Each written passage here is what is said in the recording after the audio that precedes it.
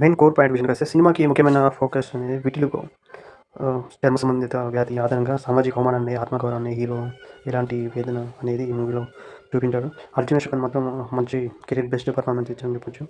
And దర్శకుడు ఇంకా technical team చూస్తే ఓకే, తీసుకున్న పాయింట్ అయితే బాగానే ఉంది. ఆ మూవీ రన్ టైం కూడా మనకు నియర్లీ 2 hours ఉంది. ఈ మూవీ అయితే మనల్ని అయితే వన్ టైం అయితే వాచబుల్, బాగుంది మూవీ కూడా. కథ మ్యాన్ స్క్రిప్ట్ ఓకే, తీసుకున్న మంచి ఐడియానే, బట్ స్క్రీన్ ప్లే కొంచెం సెకండ్ హాఫ్ నుంచి కొంచెం స్పీడ్ అప్ అనేది ఉంటుంది. ఇంకోటి ఈ మూవీలో సాంగ్స్ కూడా బాగుంది. మ్యూజిక్ డైరెక్టర్ అతని సాంగ్స్ కూడా చాలా బాగున్నాయి. ఓకే, మూవీ అయితే వన్ టైం వాచబుల్, ఎందుకంటే ఒక హృదయాన్ని హత్తుకునే చిత్రంగా ఇది ఉంటుంది మూవీ అయితే. లాస్ట్ క్లైమాక్స్ పోర్షన్ అనేది ఏదైనా ఓకే, మొత్తం అయితే వన్ టైం వాచబుల్ మూవీ. అంటే హీరో తను అనుకున్న లక్ష్యాన్ని నెరవేర్చారా లేదా అంటే మూవీలో నటించాలని కోరిక. ఫైనల్గా ఇదైతే మనకు అమెజాన్లో స్ట్రీమింగ్ అవుతుంది. వన్ టైం వాచబుల్ ఫ్రెండ్స్, చూడొచ్చు. బాధపడే వాళ్ళ పరిస్థితి ఏంటిది అనేది ఈ మూవీలో చక్కగా చూపించాడు.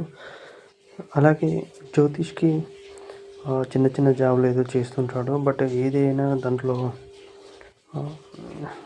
అంటే సెటరేట్ కాలేకపోతుంటాడు, ఎందుకంటే దానికి సినిమాలు అంటే కూడా పిచ్చి.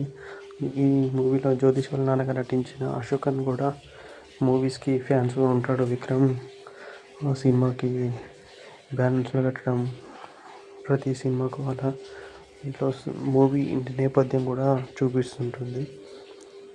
అలాగే ఈ మూవీలో డైరెక్టర్ ఒక మంచి పాయింట్ తీసుకున్నాడని చెప్పవచ్చు. తలవర అనేది కళ కోసం వెంబడించే యువకుడు కథ, మరియు బొల్లి మరియు దాని పట్ల ఇతరుల తను సమాజంలో చూపించే హేళన కానీ, తను ఎదుర్కొన్న సవాళ్ళను కానీ ఈ మూవీలో చూపెట్టారు. సినిమాలో ఎలాగైనా సక్సెస్ కావాలని హీరో